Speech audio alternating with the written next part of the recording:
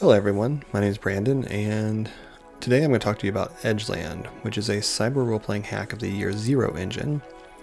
It has player-facing roles and one role action resolution, so only the players roll the dice, and the enemies and foes don't roll against you. So it's all wrapped up into one roll. Because of this, it's really easy to solo play it if you have the right oracles that you personally love, or you have an imagination that you can just expand upon. Edgeland is designed to not really have a setting. It has a setting that you can extrapolate as you play and build the game.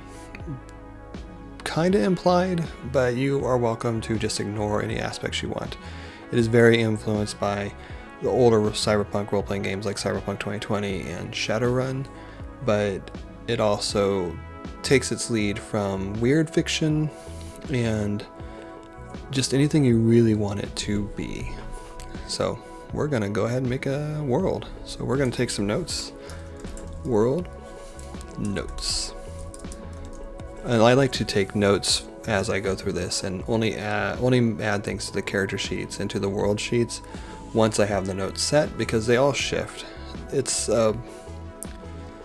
as you roll, you reminisce and you think about, and how do you want the game to be, and if you have a group, you talk to them about how you want the game to be, and it can always be changed. So I don't like to put it on the sheet until it's pretty locked down. Also, I have some pretty strong opinions on what I do and do not want to play. They are in the game in a way that there's some things I just won't play, so I may just skip and choose, but for the most part I'm going to try to keep random rolling. Alright, that is a 5 on the real or fictional world analogy chart. So it's going to be a completely fictional world. That's cool. I like completely fictional. In that case, I don't have to roll O2 or W2 because it's not in the real world, so it doesn't need a real world location. Alright, got that. The next thing is about the changed. So the changed are species that have existed on the planet forever, or those who have just joined it. It can be like mutation powers that have generated recently. It can be things that have generated a long time ago. It can be, pretty much anything you want. So we're going to go ahead and roll the changed. 5. Okay. Not my favorite entry. I'm a big fan of exploding new changes and society being twisted around. But I think I'll take it. That was W3, the changed. Ancestries have always, I can type today. Ancestries have always been around, but they generally look the same from each other.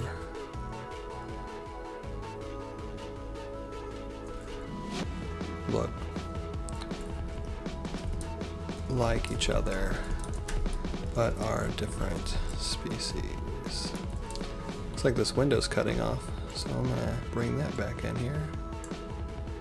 There we go. Okay. So some of these charts only apply to a world where the changed have happened suddenly, and some don't. So because of that, I'm just going to go out and say that there is a baseline species on the planet. But we'll see. What's the population of the changed? We're going to go ahead and roll this die again. Oh, it's 100%. Never mind. There is not a baseline species on this planet. There are a bunch of different species. And so we don't have the change in this game. We just have ancestries. That's fine. Totally cool. I like it. How many are there, though? 3. So, no, 2. There's only 2? That's not fun. Okay. I am going to overrule that because I love a game with lots of different species. And I don't want this to just be like a warring faction nonsense. So we're just going to change that to 100% no baseline species. Lots of variants. Got it. Yeah, there we go. And because they're ancestries, we don't need an origin or timeline or genetics, because it already has implied that in the change list. So we got this down. This is a completely new world filled with lots of different people who have lots of different powers. Got it. We can live with that. I can live with that. Alright, what's the government like on this planet, or this world? 5.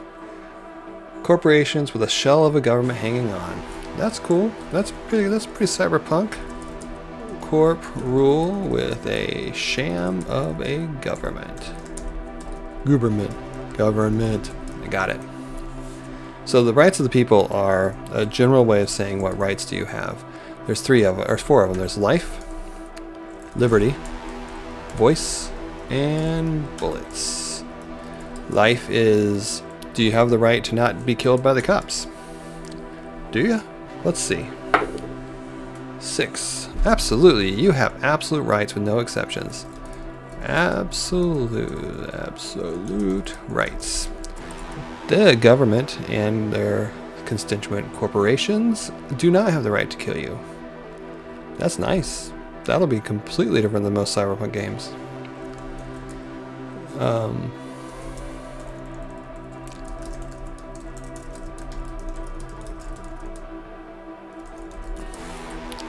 Liberty is, are you at liberty to walk around at your own leisure? Do you need IDs to pass places? Are you restricted to a certain place to live?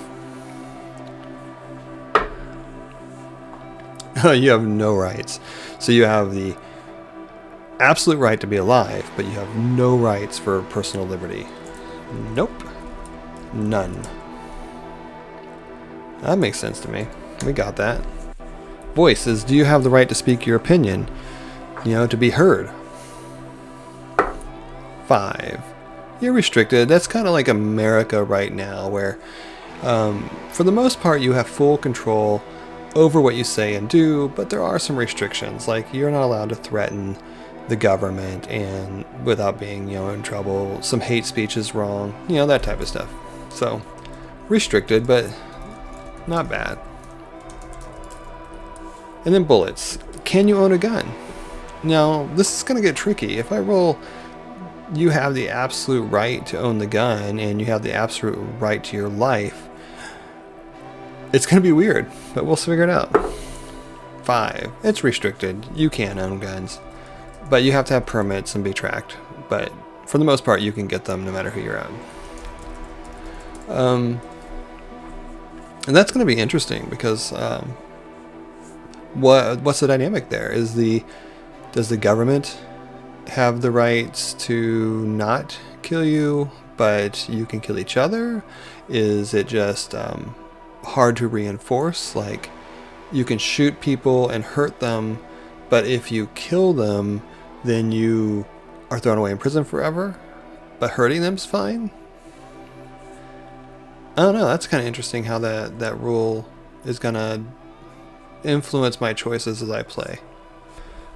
So Edgelanders in the game are whatever you want them to be. You can play cyber mercs, cyber punks, cyber whatever, but the majority of them are listed as people who are outside society. They don't get along, they want to live on their own, that type of thing.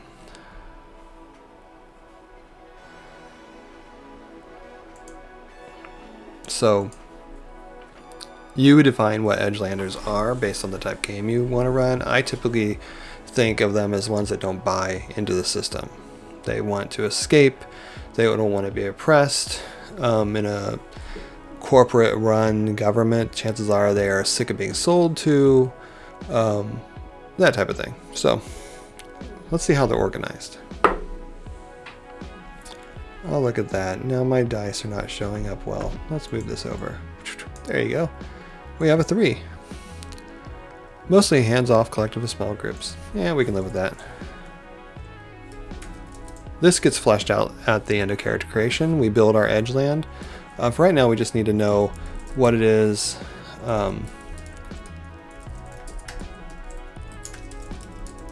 So that we can start visualizing our characters. So now there's this question of, is there magic?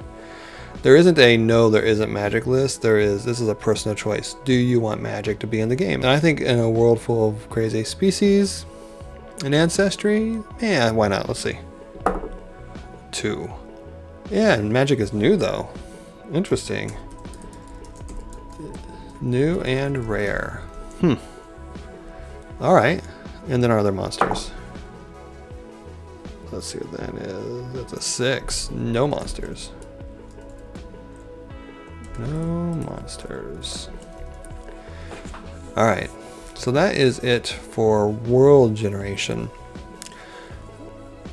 So the thing you do now, you look at these notes. We're in a completely fictional world that's filled with different ancestries. Lots of them. No baseline. Lots of variants. It's a corporate ruled sham of government. So very modern, I think it's like a place where you have very little personal choice because everything's being sold to you.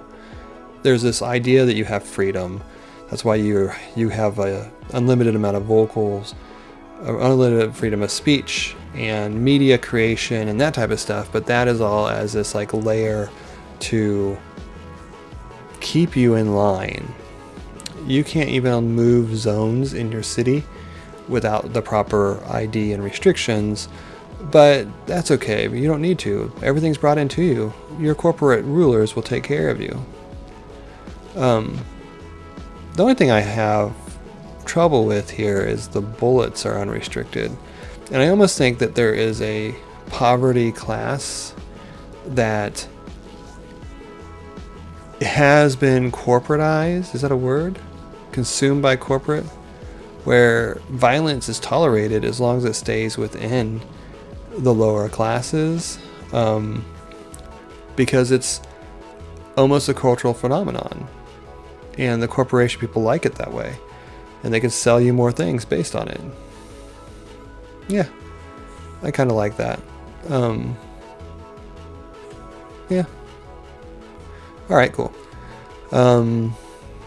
Now there's a small group of Edgelanders who don't like this idea. They don't like this setup. They want more freedom of mobility. They want less violence and more money invested in infrastructure. And they're starting to shake off the corporate rule. And I think one thing that might have started that is that magic is new. Magic is the catalyst to starting this revolution within this crazy world. All right. We're going to stop it there. I'm going to fill out the world sheet, and then I'll come back next time with some life path. We'll generate a character.